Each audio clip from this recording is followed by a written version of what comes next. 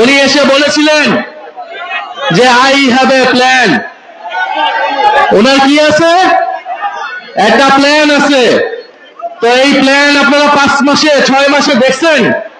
পুরো বাংলাদেশ কিন্তু তারেক রহমানের প্ল্যান দেখে ফেলেছে। তারা বলেছিল নির্বাচিত সরকার আসলেই দেশের সব সমস্যার সমাধান হবে, রাজনৈতিক সরকার আসলেই দেশের আইন শৃঙ্খলা ঠিক হয়ে যাবে, দেশের অর্থনীতি ঠিক হয়ে যাবে। কিন্তু আমরা দেখলাম নির্বাচিত সরকার আসার পরে দেশের আইন শৃঙ্খলার পরিবেশ আগের তুলনায় আরো বাজে হয়েছে, দেশের চাঁদাবাজি আগের তুলনায় আরো বেড়েছে, দেশের দুর্নীতি আগের তুলনায় আরো বেড়েছে।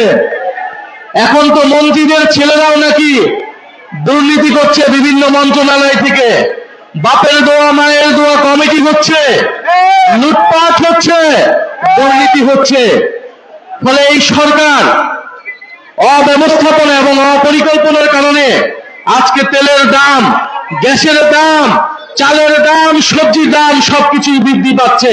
কিন্তু সরকারের মন্ত্রীদের মুখের কথা শুনলে মনে হবে বাংলাদেশ বেহেশত হয়ে গিয়েছে, দেশে কোনো সমস্যা নাই।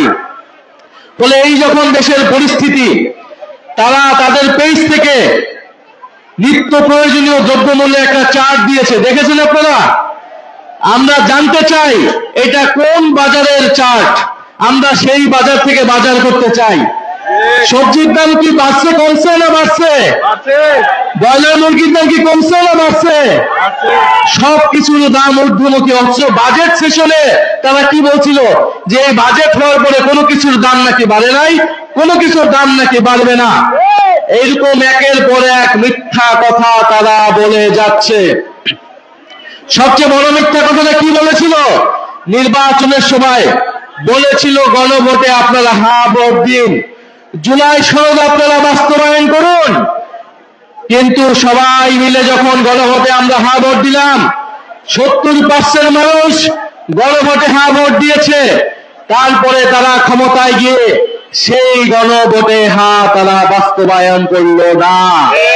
তারা সংবিধান সংশোধন কমিটির নামে জনগণের সাথে বিশ্বাসঘাতকতা করছে, প্রতারণা করেছে। ফলে এই সরকারকে আমরা একটা প্রতারক সরকার বলতে পারি, একটা বিশ্বাসঘাতক সরকার বলতে পারি। যারা এই দেশের জনগণের সাথে, জুলাই গণঅভ্যুত্থানের সাথে, হাজারো শহীদদের সাথে প্রতারণা করে ক্ষমতায় এসেছে। প্রিয় মহানগরবাসী, আমরা জানি আপনাদের খুব কষ্ট হচ্ছে। বাংলাদেশের ইতিহাসে লোডশেডিং এর ইতিহাসের রেকর্ড ভেঙেছে এই সরকার মাত্র 5 মাসে। আমরা 2001 থেকে 6 এর ঘটনা জানি, লোডশেডিং কিভাবে হয়েছিল, কিভাবে খাম্বা ছিল কিন্তু বিদ্যুৎ ছিল না। আমরা একই রকম দেশ আবারও দেখতে পাচ্ছি। দেশে বিদ্যুৎ নাই, গ্যাস নাই, জ্বালানি নাই, গ্যাসের দাম বাড়ানো হয়েছে, তেলের দাম বাড়ানো হয়েছে, ভূতুরে বিল আসছে। বিদ্যুৎ একদিকে নাই, অন্যদিকে ভূতুরে বিল আসছে সকলের বাসায়।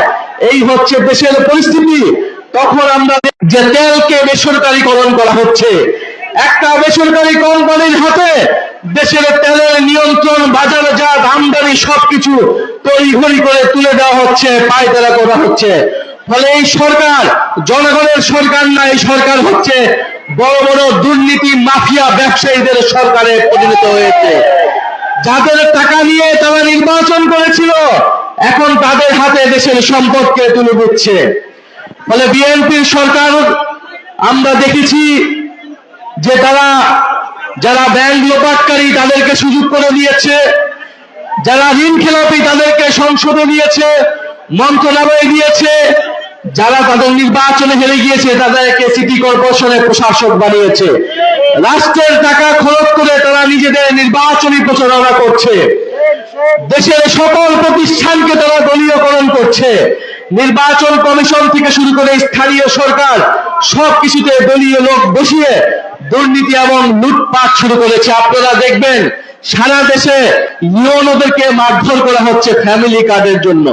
কারা মারধর করছে? ছাত্র দল, যুব দল এবং বিএনপির নেতা কর্মীরা। তার মানে ফ্যামিলি কার্ড, কৃষক কার্ড, যে কার্ডের রাজনীতি, সব কার্ড জনগণ পাচ্ছে না। কারা পাচ্ছে? তাদের সন্ত্রাসী বাহিনীরা, তাদের চাঁদাবাজ বাহিনীরা পাচ্ছে, এবং সেটার জন্য প্রশাসকদেরকে তারা চাপ দিচ্ছে, ইউনো ডিসিদেরকে তারা চাপ দিচ্ছে, তারা মারধর করছে। এই যখন দেশের পরিস্থিতি, জনগণ এই সরকারকে লাল কার্ড দেখিয়ে দিবে ইনশাআল্লাহ। আগামী স্থানীয় সরকারে দেখিয়ে দিবে, নির্বাচনে দেখিয়ে দিবে, এবং আগামীতে যে আন্দোলন আসছে সেই আন্দোলনেও দেখিয়ে দিবেন। আমরা একটা কথা স্পষ্টভাবে বলতে চাই, জাতীয় নাগরিক পার্টি এনসিপি দেশের পরিবর্তনের জন্য, সংস্কারের জন্য আমরা গণ অভ্যুত্থানে অংশ নিয়েছিলাম এবং আমরা নির্বাচনে অংশ নিয়েছিলাম। আমরা আপনাদেরকে বলেছিলাম যে গণভোটে হ্যাঁ ভোট দিন, হ্যাঁ ভোট দিলে দেশের সংস্কার হবে, পুলিশের সংস্কার হবে, বিচার ব্যবস্থার সংস্কার হবে, সরকারের সংস্কার হবে, মিডিয়ার সংস্কার হবে। আমরা সেই প্রতিশ্রুতি অনুযায়ী এই সরকার যদি গণভোটের গণনায় বাস্তবায়ন না করে, আমরা এই সরকারকে ক্ষমতায় থাকতে দেব না। এই সরকার যদি গ্যাস সরবরাহ করতে না পারে, গ্যাসের দাম যদি দাম না কমায়, বিদ্যুৎ যদি সরবরাহ করতে না পারে, কলকারখানা বন্ধ হয়ে যাচ্ছে, শিল্প কারখানা বন্ধ হয়ে যাচ্ছে, ব্যবসা বাণিজ্য বন্ধ হয়ে যাচ্ছে, চাঁদাবাজির কারণে কেউ ব্যবসা করতে পারছে না। এই সকল পরিস্থিতি যদি পরিবর্তন করতে না পারে, আমরা এই সরকারকে ক্ষমতায় থাকতে দেব না।